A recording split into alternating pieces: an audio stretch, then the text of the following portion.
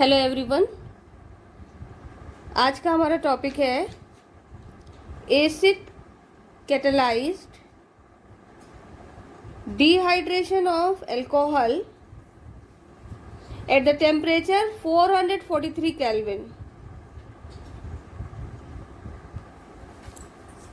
ये जो टॉपिक है ये क्लास 12th के स्टूडेंट्स के लिए बहुत इम्पॉर्टेंट है। तो रिएक्शन है हमारी acid catalyzed dehydration of alcohol at 443 kelvin temperature. ये जो रिएक्शन है ये डिहाइड्रेशन प्रोसेस है और एसिड कैटालाइज है, एसिड की प्रेजेंस में होने वाली रिएक्शन है। इसमें हमने जो रिएक्टेंट लिया है, जो ऑर्गेनिक कंपाउंड है, वो है ethanol. It is C2 compound, means 2 carbon compound. और जब हम इसे हीट करते हैं in the presence of sulphuric acid at 443 kelvin temperature, तो ये ethanol CH2 double bond CH2 means ethene में कन्वर्ट हो जाता है। ये हमारा आज का टॉपिक है acid catalyze hydration of alcohol at 443 kelvin temperature. इसके पहले के वीडियो में मैंने शेयर किया था acid catalyze hydration of alcohol at 413 kelvin temperature. इसका मतलब जो एथेनॉल है ये 413 केल्विन टेम्परेचर पर सल्फ्यूरिक एसिड की प्रेजेंस में एक डिफरेंट प्रोडक्ट बनाता है और वो प्रोडक्ट है C2H5O C2H5, that is di ethyl ether. इसकी भी मैकेनिज्म बहुत इंपॉर्टेंट है जिसको आप मेरे पहले वाले वीडियो में देख सकते हैं। आज हम लोग बात करेंगे acid catalyze hydration reaction of alcohol at 443 kelvin temperature. तो हमारी जो बेसिक रिएक्शन है जिसकी मैकेनिज्म हमको स्टडी करनी है, वो जो रिएक्शन है उसमें CH3 CH2OH, it is ethanol, is heated in the presence of sulfuric acid at 443 Kelvin temperature। बहुत से बच्चों के दिमाग में ये होगा कि हमने अभी ये नहीं बताया कि ये सल्फ्यूरिक एसिड डाइल्यूट है या कंसंट्रेटेड।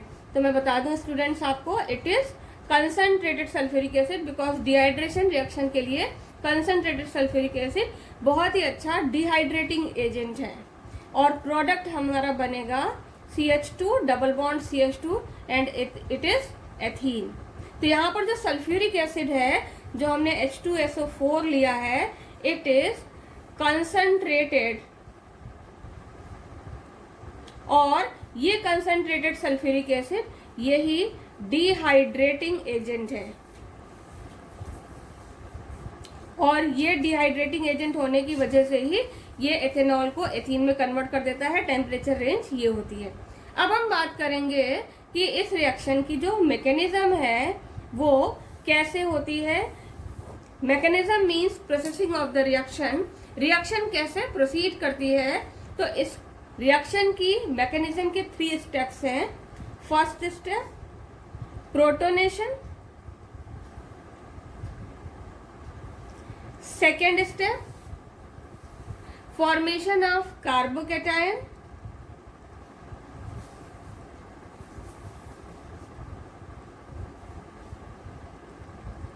और थर्ड स्टेप है डीप्रोटोनेशन।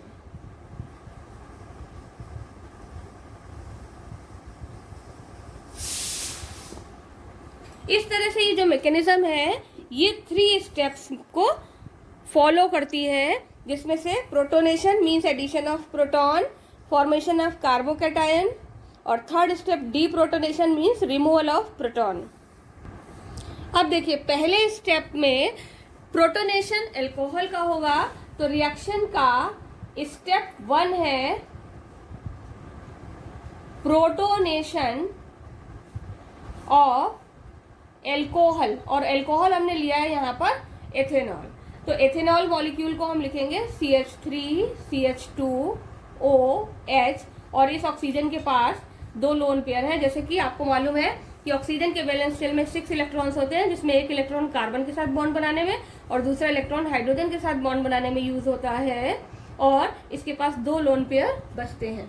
जब प्रोटोनेशन का प्रोसेस होगा तो प्रोटोनेशन का मतलब है प्रोटॉन का एडिशन।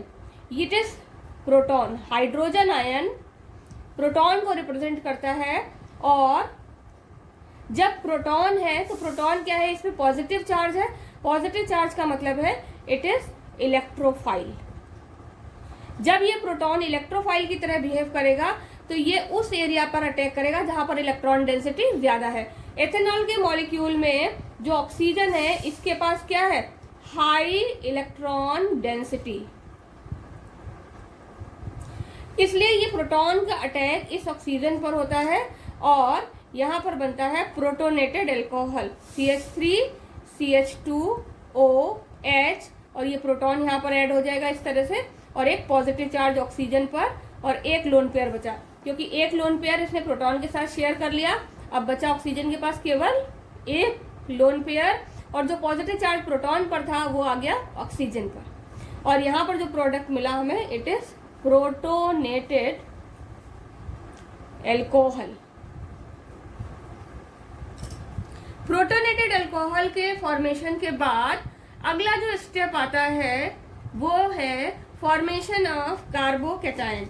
जो सेकेंड स्टेप है, अभी तो हम स्टेप 1 में थे, अब आता है स्टेप 2। स्टेप 2 है formation of carbocation, means positively charge carbon species. ये जो कार्बोकैटायन है इसके फॉर्मेशन के लिए फिर हम वही वापस लेते हैं protonated alcohol CH3 CH2O with positive charge 1 lone pair, और ये स्लो स्टेप होगा रिएक्शन का। पहले वाला स्टेप क्या था, पहले वाला स्टेप फास्ट स्टेप था, इट इज फास्ट स्टेप। ये फास्ट स्टेप इसलिए था क्योंकि यहाँ पर आयन इन्वॉल्व हो रहे थे। इसकी जो रिएक्शन है इसके लिए हम इस तरह के डबल एरो यूज करते हैं। यहाँ पर it is slow step of the reaction. Slow step he rate determining step होता है, और यहाँ पर एथेनॉल में ये प्रोटोनेटेड एल्कोहल जो है इसी को हम लिखेंगे प्रोटोनेटेड एथेनॉल, और इसी का दूसरा नाम है ethyl oxonium ion. It is ethyl oxonium ion, और इथाइल ऑक्सोनियम आयन में जो ऑक्सीजन है वो पॉजिटिवली चार्ज है। ऑक्सीजन का बेसिक नेचर इलेक्ट्रोनेगेटिव है, इसलिए ये अपने पॉजिटिव चार्ज को रिमूव करने के लिए कार्बन के साथ जो बॉन्ड होता है उसके शेयर्ड इलेक्ट्रॉन को अट्रैक्ट कर लेता है, और यहाँ से बॉन्ड ब्रेक होता है। जब ये वाला बॉन्ड ब्रेक होगा तो यहाँ पर बनेगा H2O, और यहाँ से हमें कार्बोकैटायन मिलेगा CH3 CH2, और इस कार्बन पे आ जाएगा पॉजिटिव चार्ज। क्यों पॉजिटिव चार्ज आया, क्योंकि कार्बन और ऑक्सीजन के बीच के जो शेयर्ड इलेक्ट्रॉन थे जिसमें से एक इलेक्ट्रॉन कार्बन का था वो इलेक्ट्रॉन भी ऑक्सीजन ने ले लिया, इसलिए ये कार्बन हो गया पॉजिटिवली चार्ज। इसको कहेंगे इथाइल कार्बोकैटायन। ये पॉजिटिवली चार्ज CH3 CH2 जिसमें CH2 के कार्बन पर पॉजिटिव चार्ज है, ये कहलाएगा इथाइल कार्बोकैटायन। कार्बोकैटायन के फॉर्मेशन के साथ ही रिएक्शन का सेकेंड स्टेप कंप्लीट होता है। अब हम चलेंगे रिएक्शन के थर्ड स्टेप की ओर।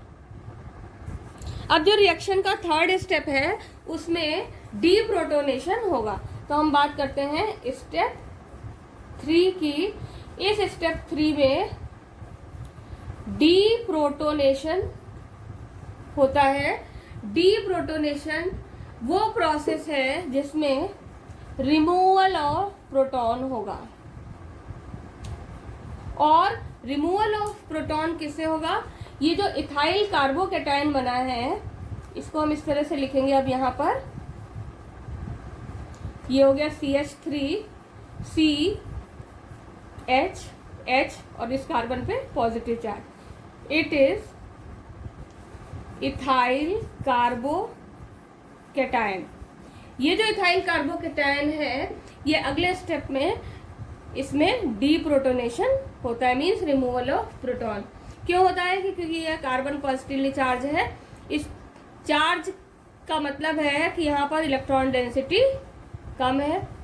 कार्बन से जुड़े हुए हाइड्रोजन में एक बॉन्ड ब्रेक होगा, दोनों शेयर्ड इलेक्ट्रॉन यहाँ पाई बॉन्ड बनाने में यूज होंगे, और ये वाला जो हाइड्रोजन है ये प्रोटॉन के फॉर्म में रिमूव होगा।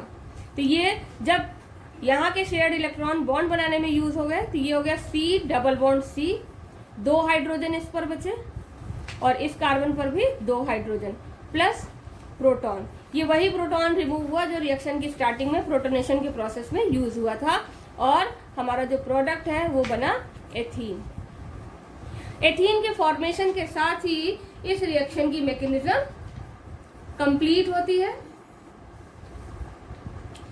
प्रोटॉन यहाँ रिमूव होने का मतलब ये है कि फर्स्ट स्टेप में जो एसिड यूज हुआ था, मींस यूज्ड एसिड या प्रोटॉन लिख सकते हैं, in step 1 and released in